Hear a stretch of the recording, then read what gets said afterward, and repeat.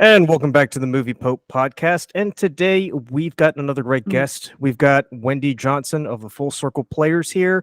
We're going to chat about her work with Shakespeare, what motivated her to start this company, and we're going to take a dive into whether or not we can read Shakespeare as horror. But before we do that, remember to like, comment, subscribe, and let us know what you think down in the comments below.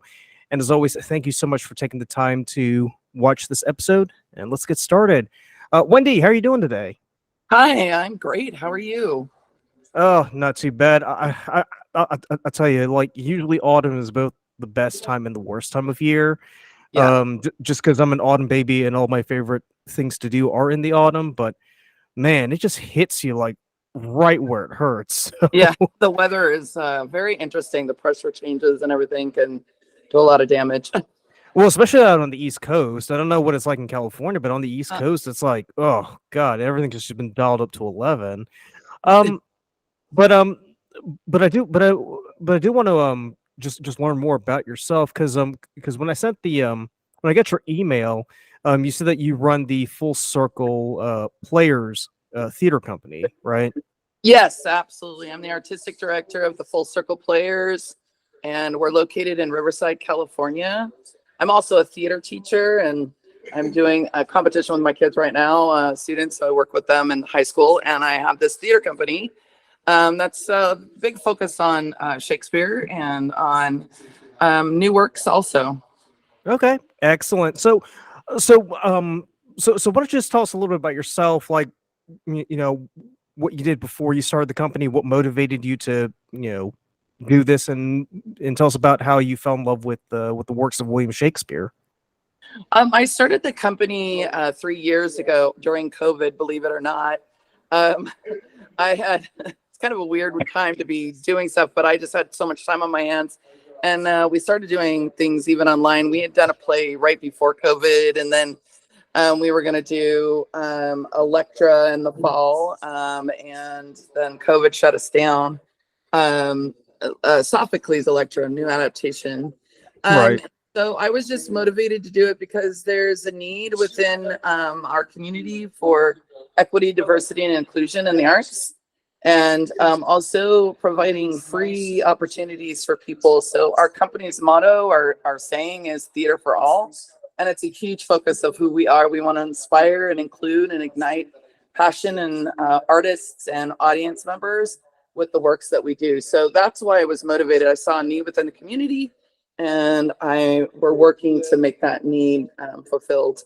Let's see. And I've been doing Shakespeare since I was, I want to say 12 years old. I saw Olivier's Richard III on PBS, and I like ditched school so I could watch it.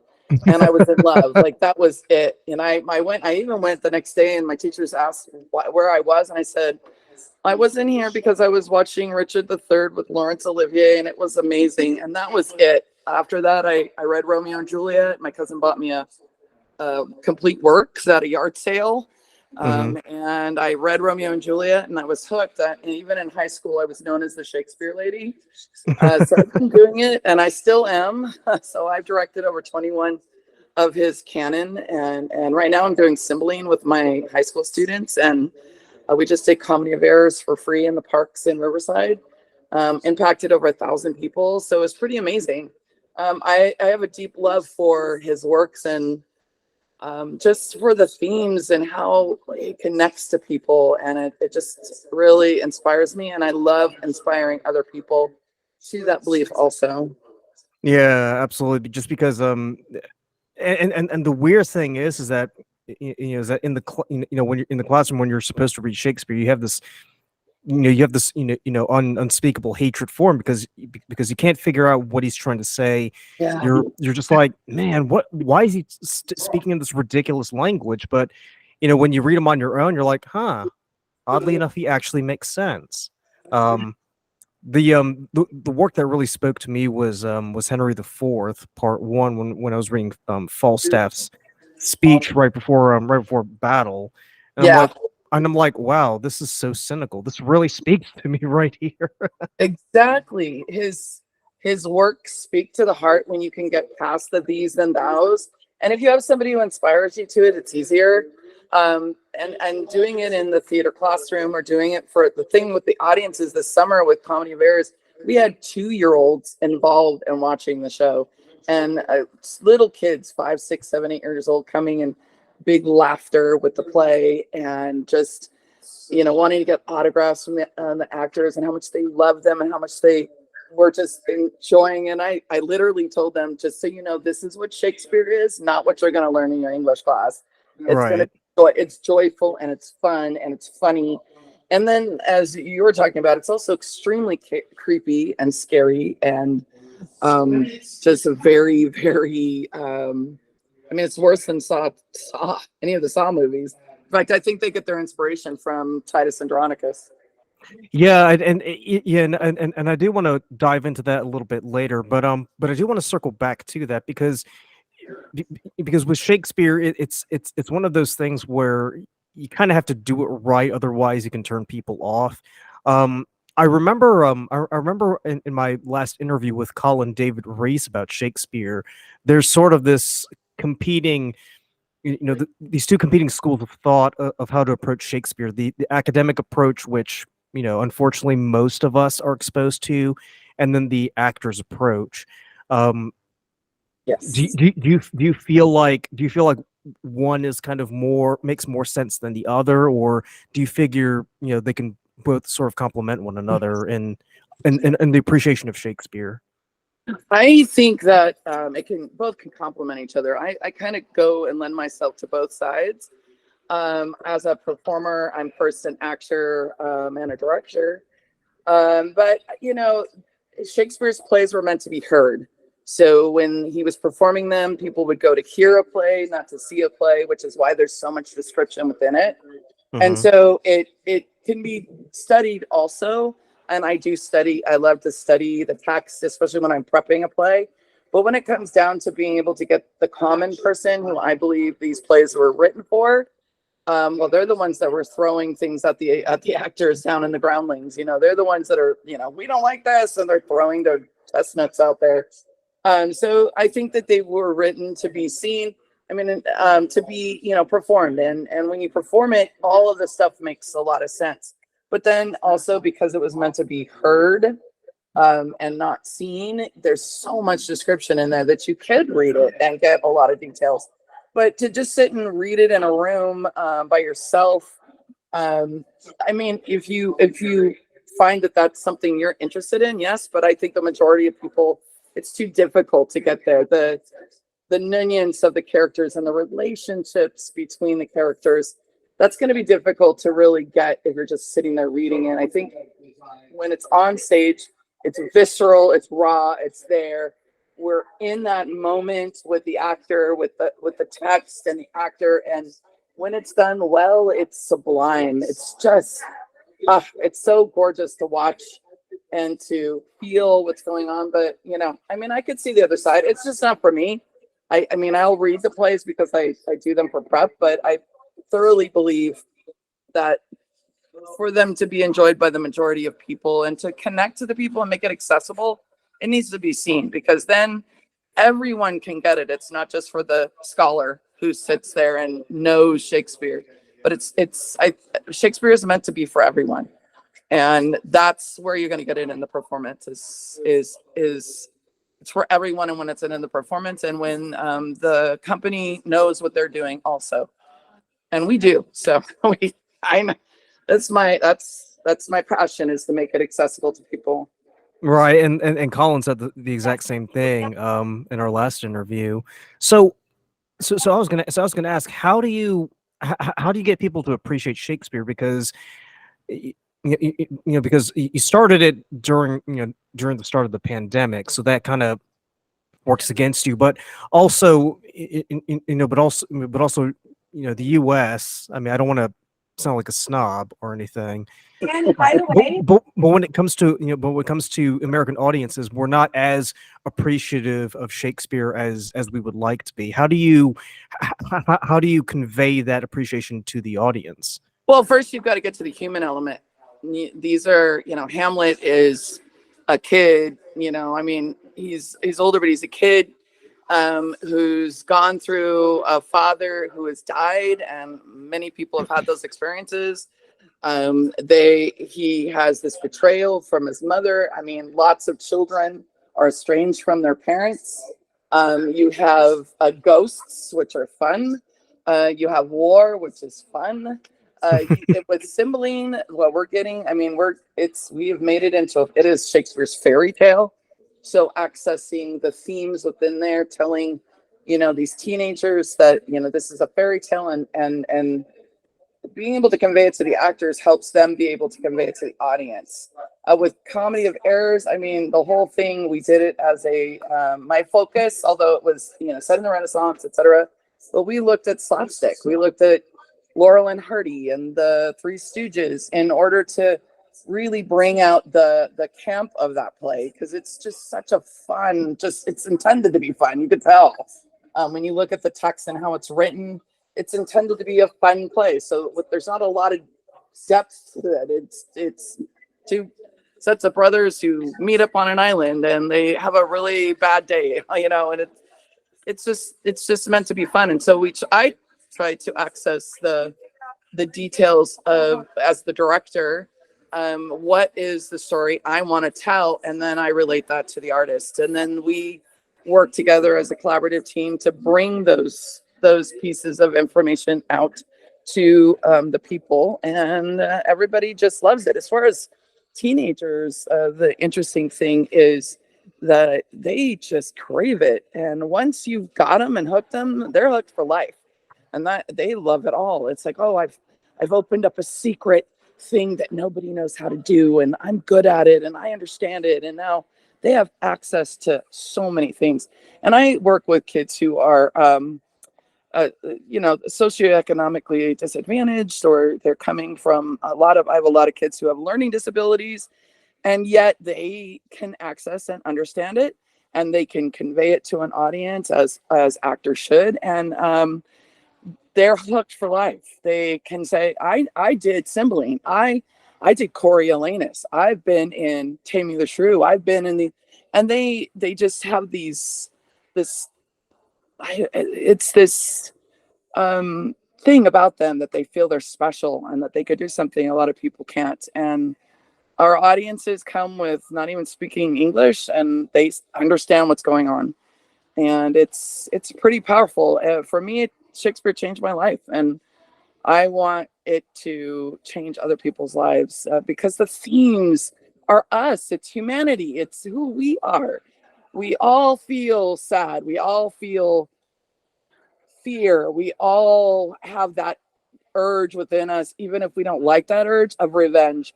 We all think Iago's cool, and then we have to look back at ourselves and go, oh my gosh, I thought he was cool. And then we have the fear that we might be like Iago, which comes back to Aristotle's tragedy and poetics. And, so there's this, this deep connection to humanity when you can get to that. And my goal and what I do is access it to be able to give it to artists so that they can give it to audiences.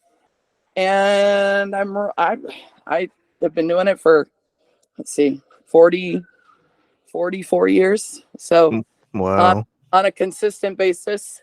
So I said I've done 22 of the canon, but I've done many of them multiple times. My first master's thesis was Hamlet, and my second one was Coriolanus, but I've done Hamlet 3 times. I've done Romeo and Juliet 3 times. I've done Lear twice.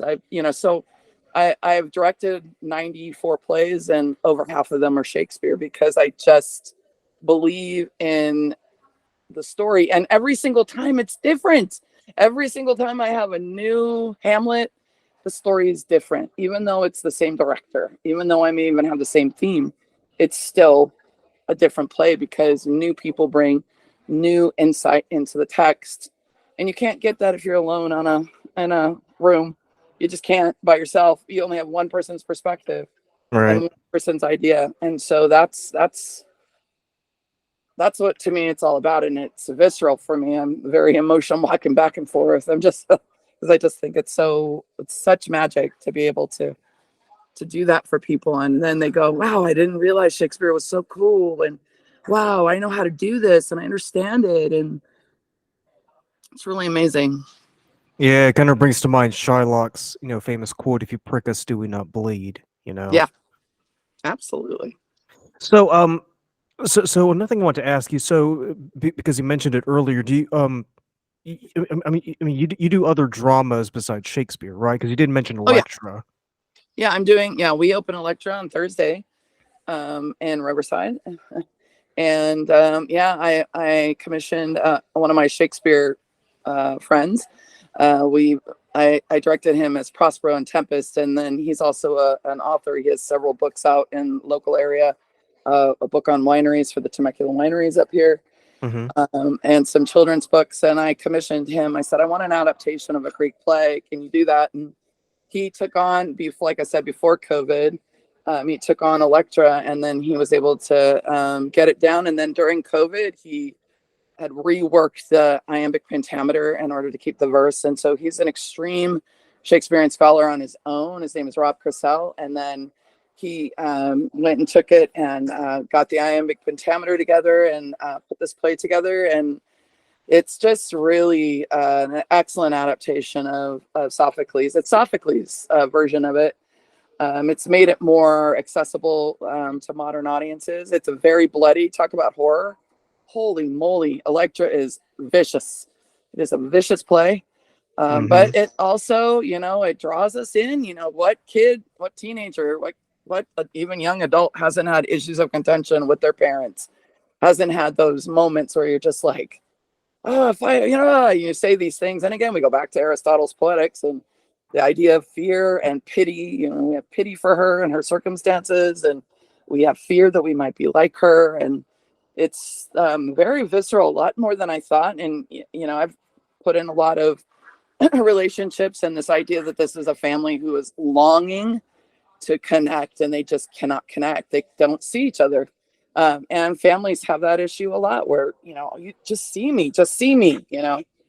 So it's, I do love that. We also do new plays too, brand new playwrights who their first time is on the stage that we utilize. So I like to do the very old and the very new. So, and we're looking for works that are outside of my knowledge. So I'm looking for the future to do, Cervantes or any kinds of old plays from different cultures too. That's where our goals are. Have you entertained the thought about doing Faust by Goethe? Oh yeah, Faust is great. Of course, I want to do all that I can do. Absolutely. Well, seeing as seeing as we've been discussing bloody plays, I do want to I do want to shift to the main theme of our interview today. So obviously with Halloween coming up within the next few weeks, um, we do want to discuss Shakespeare from a horror perspective. Yeah. Um, and usually and usually when people think of Shakespeare, they're usually thinking of either the heroics of Henry V, or the romance of Romeo and Juliet, or the craziness of Petruchio and Catherine. But Yes. a lot of people, but even when people become aware of some of the crazy things that you read in his other plays, like Hamlet, for instance, they kind of gloss over it. But in truth, they're really really dark, aren't they? Like, Oh yes, but again, that comes back to especially the tragedy. I mean, even the comedies can be dark. But yeah, it's but then again, like I said, it goes back to Aristotle's Poetics and this idea of fear and that creating catharsis within the people.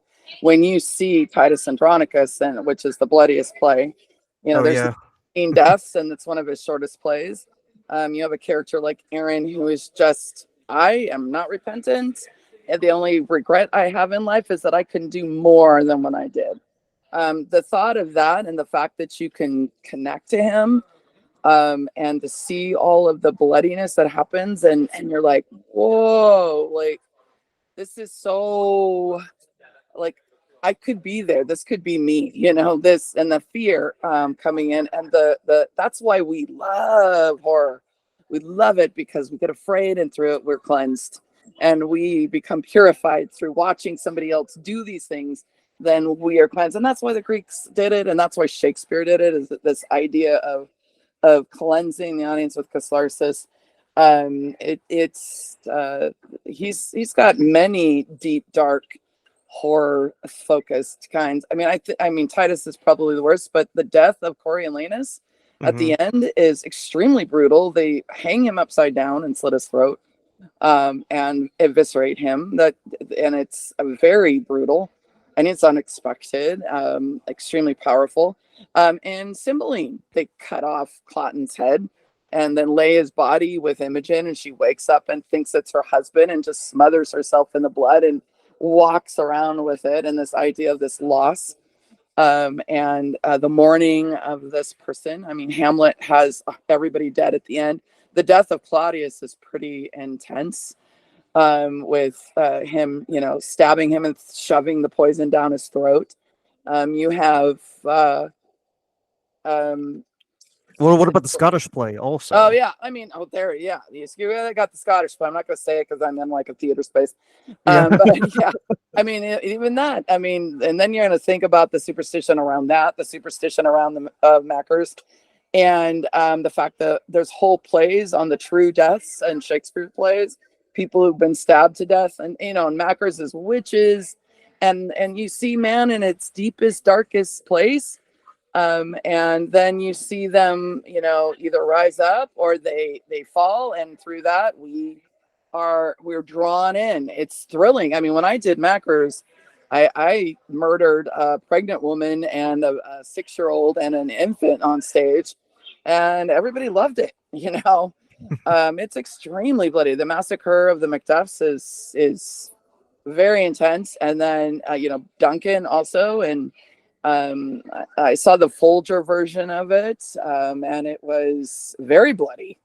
I did it blood. I've done it bloody. I've done it without blood. And believe me, the blood is very important. Those knives and those daggers, they see, and we get into it. We have fun with it. We look at it, and we then see ourselves, and then we can change as human beings. And Yeah. that's what theater is about, especially plays like that. We all have a little bit of Mac in us. We all have Lady M in us. Right. We all have these parts in our souls, and that's where the horror comes from. Well, it's also interesting too because how often have we been in a situation where someone has pushed us, and that play kind of shows us the consequences if we go in the quote unquote wrong direction. You know. Absolutely.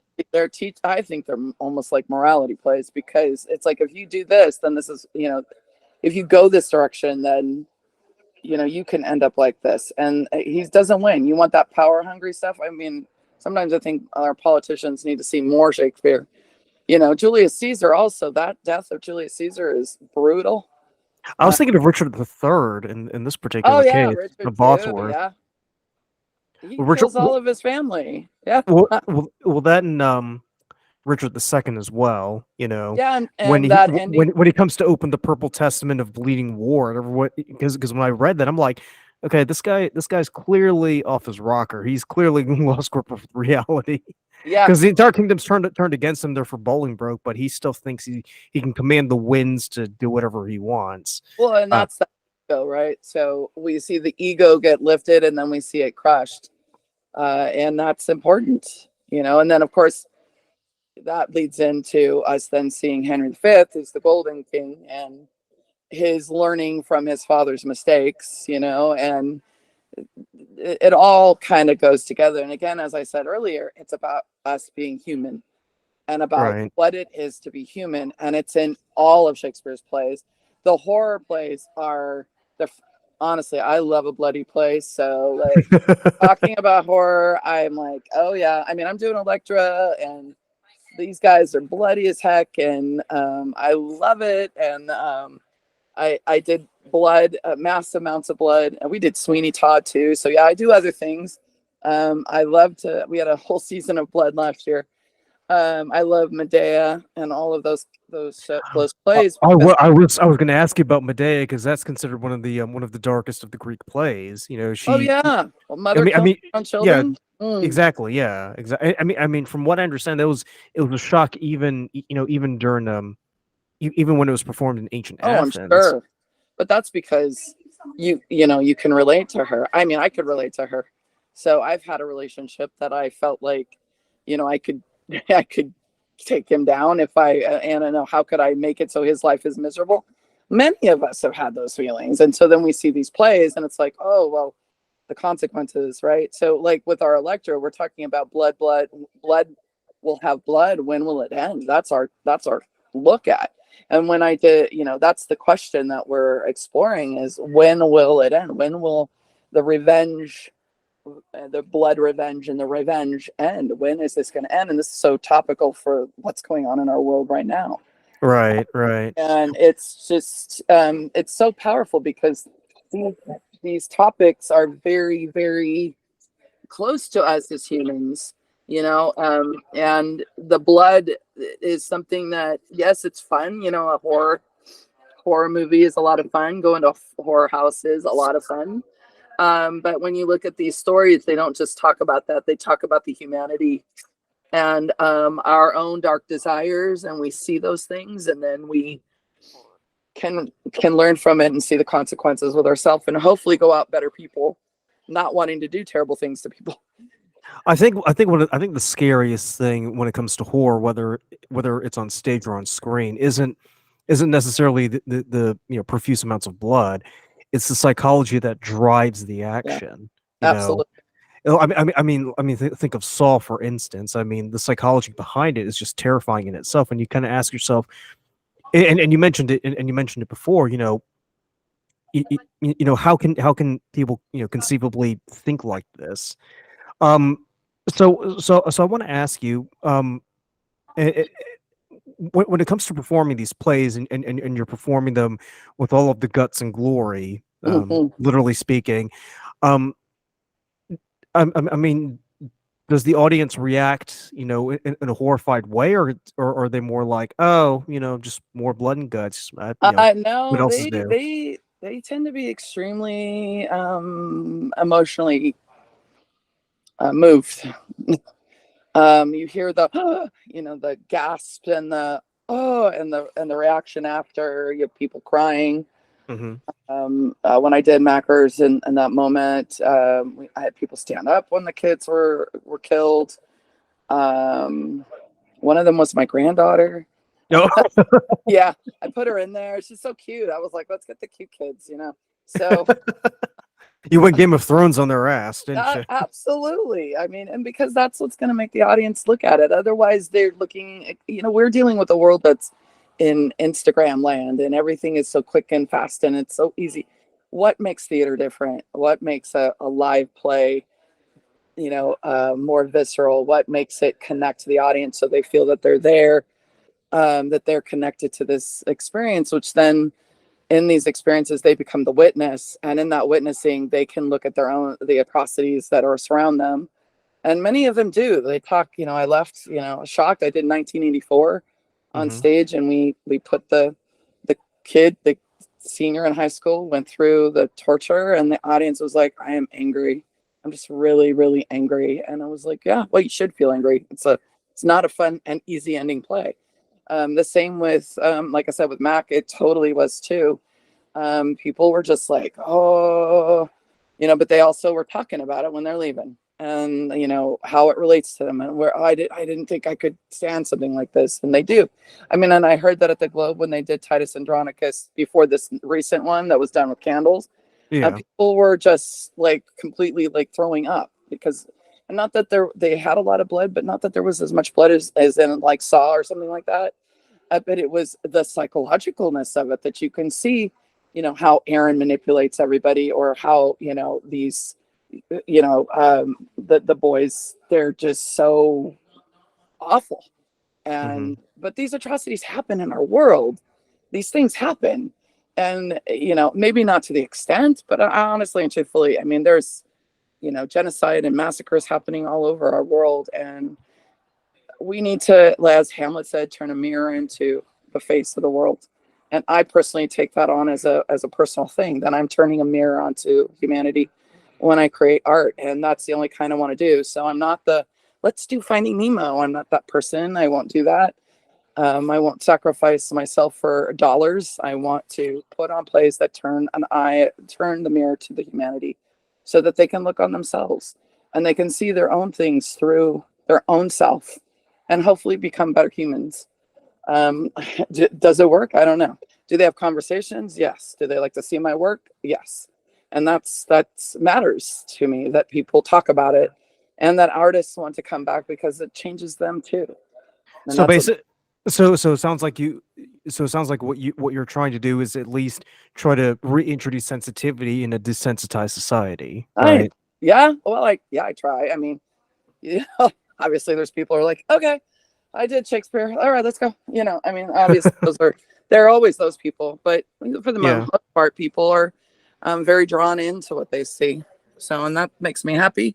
I mean, even and with the students too, with the teenagers, people are drawn into the stories that are told on the stage, and that matters to me. Like I said, that's one of my big things is um, turning the mirror, turning the face on humanity into their own self, into their own humanity. Right. Can cast a reflection Yeah. upon themselves. Well, and So hopefully make a difference. Yeah. so I have to ask, have you ever gotten any complaints from people saying, this is too gory or you should tone it down a bit or dial it back? It's scaring people. I did with Mac. I got it. Oh, you took it too far. A couple people, but there's always people who don't want to see that stuff. They want to live in the fantasy world. Hmm. So, and I appreciate that. I honor people where they're at. Everybody's got their own story. I totally appreciate anybody who comes with that opinion. And this may not be their cup of tea. So there'll be, the Tempest in the summer, so you can come see that, and that'll be more your cup of tea. So yeah, I have had a few complaints. Like I said, you took it too far with the pregnant woman. You took it too far with the babies on stage. And I said, okay, thank you. That's your opinion, and I don't think I did. So then that's how art is, though. It's not for everybody. I'm not gonna like somebody's Beauty and the Beast. So Hmm. yeah, it's too. I don't know. The ending isn't the way it's written in the Grimm fairy tales, so I have a hard time with it. Well, I mean, that's the beauty of Shakespeare because you can have something as dark as Titus Andronicus, but you can also have something as lighthearted as Twelfth Night. Or Um, of errors. yeah, It's so exactly. funny. I mean, it's just basic. Exactly. So I mean, I mean, that's the beauty of Shakespeare is that Absolutely. his work just spans all different types of genre. I mean, because me personally, I I read Taming of the Shrew. I didn't really care too much for it. No, I won't ever do that one again. I'd have to do if I ever got asked to do that one. It's really problematic in our modern age. Yeah, but I mean, but I mean, if you gave me something like Henry V, I'm like, please, I want more of this. Like Oh yeah. I could I just love the history play. So I mean, even for the uninitiated, there's at least one Shakespeare play that appeals to everybody. I think so. I think it's that it's for everybody. They're all there, and nobody does Cymbeline. I don't understand why. It's so good. It's like the most. It's been the most easily accessible language.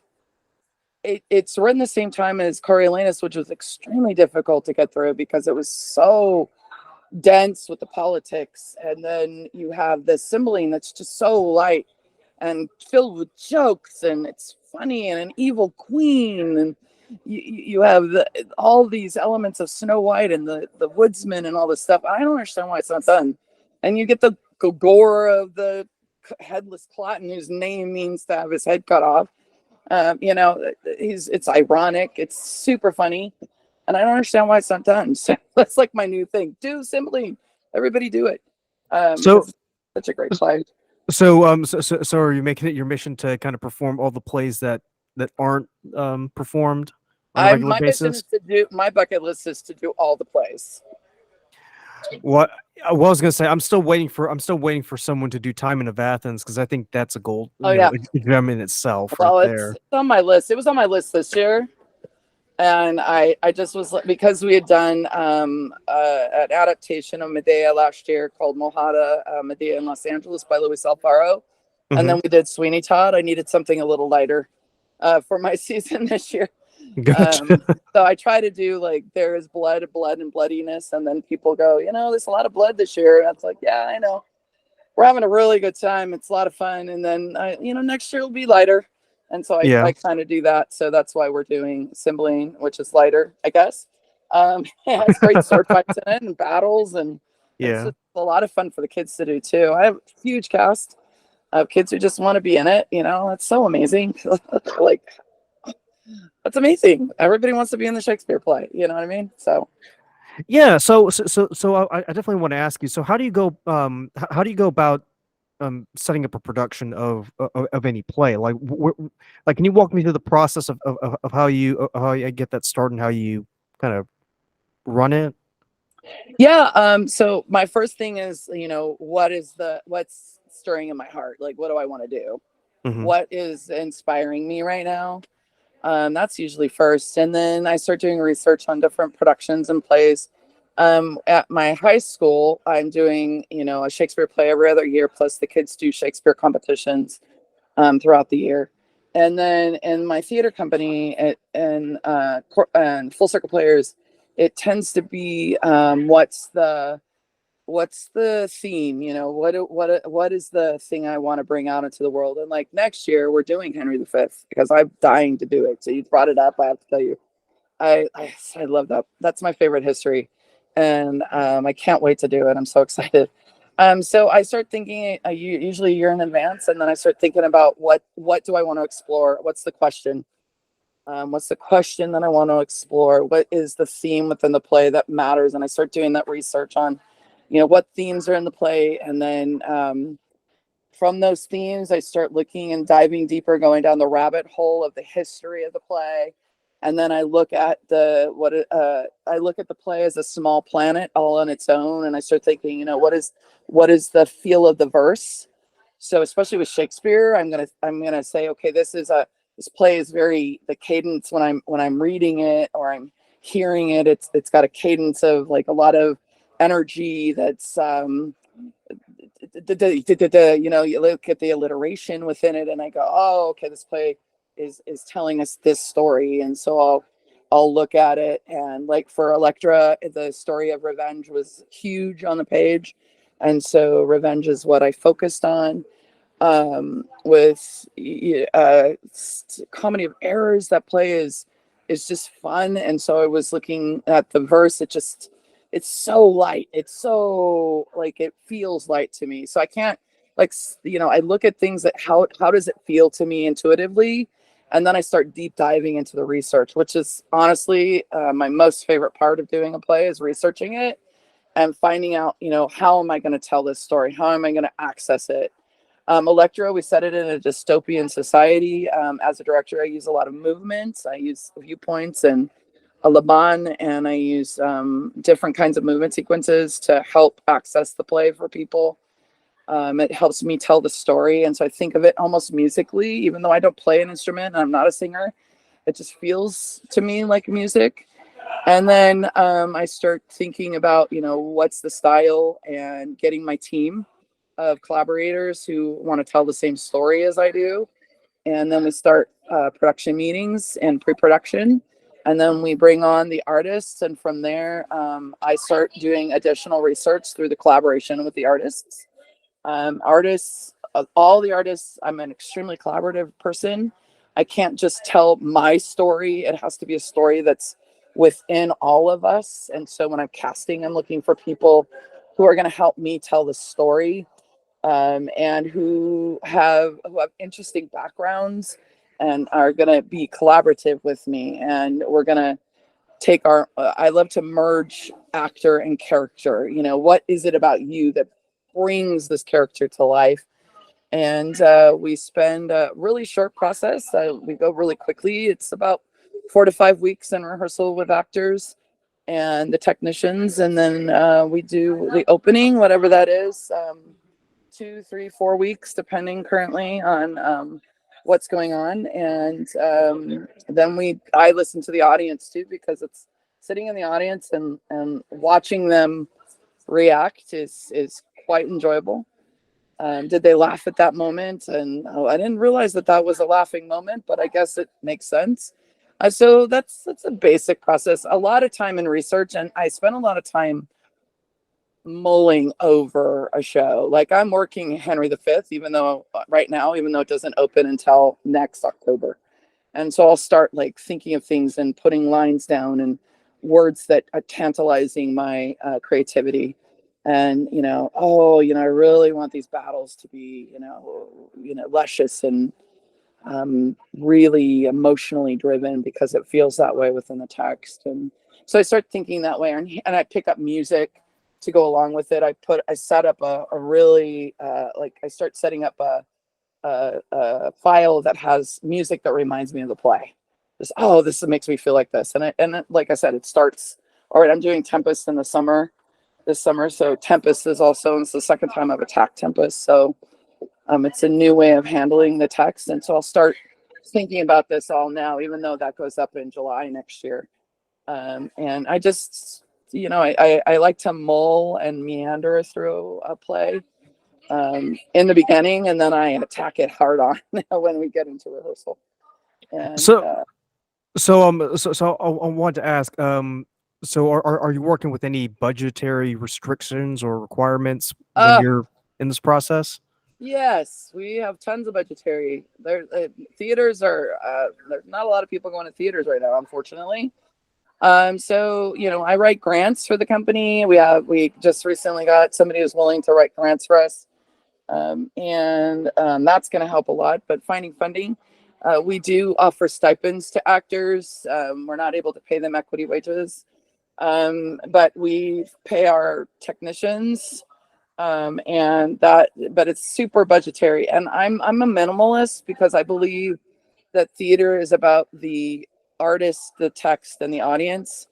I like it the way Shakespeare did it. I like it with nothing. You just go out there and bring the text to life. So generally we're also a sustainable company, so we're looking for ways to reuse, repurpose, borrow, rent things, as opposed to building new. We're very much hitting sustainability with Electra and Cymbeline both, because it's extremely important to me that we try to keep the earth, and it's try to keep it nice as much as possible. So repurposing has been huge with this play, and using sustainable measures for our costuming and for the set. And we even borrowed paint. So somebody had used paint that they weren't using. I was like, oh, we can use this. So how can we do this? How can we get creative to create a really amazing set and amazing costumes that tell this story and do it in a manner that's not going to put more waste on our planet? And so that's a big part of who I am as a human being, and we're starting to adopt that. So yes, we have constraints, as I think every theater does. We don't have multi-million-dollar budgets. Our budgets are in the tens of thousands instead of millions and hundreds of thousands. We're new, and we're relying on donors, which the donors are starting to come as the work has gone. And when you're new, and relatively, this is our first year of a full season. Before that, I was just doing one play, and I'd raise the money for the play, and then we do the play. The first 2 years were like that, and this time now we have actually a season, and we're looking to expand to get a place to be able to do education so that I can teach classes. I want a conservatory. We want a bookstore in the front because my husband is a writer and a playwright.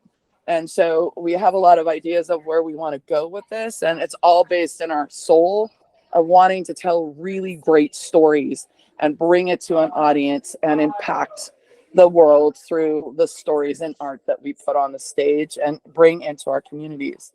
It's really, really powerful for me. It's a passion of mine, and I love doing it. And if I feel like if I don't love it, then I'm just going to stop. Yeah. I love it. I love doing this. It's amazing. I mean, it makes sense because if your heart's not in it, then why are you even bothering at all? Well, that's the thing. It's like when you're not having fun anymore, we're done. Full circle players either can move on to somebody else or it dies. It is what it is. Yeah. And I love it. I mean, I teach all day. I direct. I teach 6 classes of theater, and I direct in the afternoon with my students, and then I go to rehearsal at night, and I get done around 11 many days, and I love it, and I have more energy, and I just feed off of all of the art and the great energies of these artists who want to tell stories like I do. Yeah, absolutely. So Wendy, if people want to learn more about your work, where can they go? How can they reach out to you?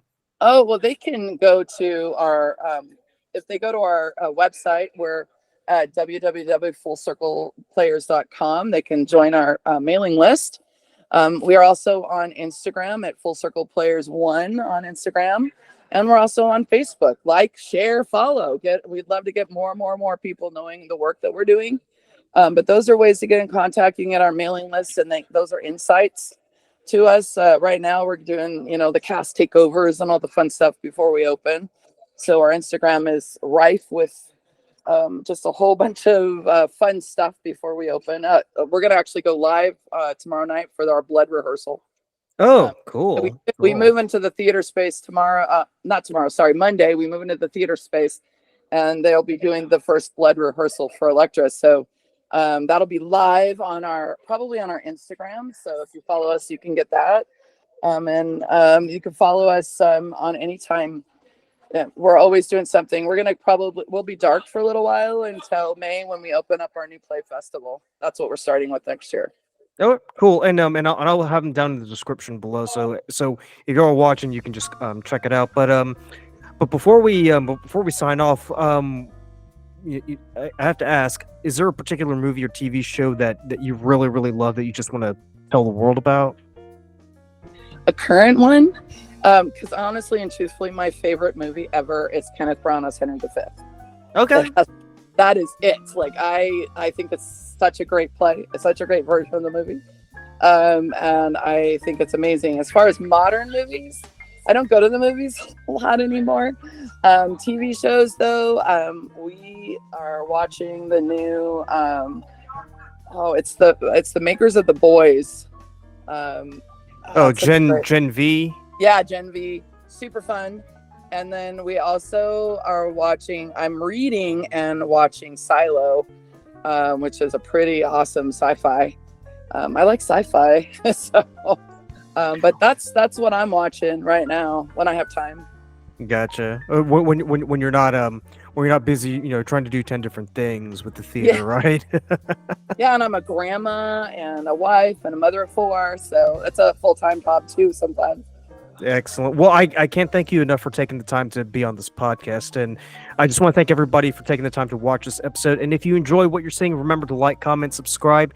But other than that, we'll catch you on the flip side. Thank you so much, and take it easy. It's been an honor. Absolutely. Bye. Take care. Bye.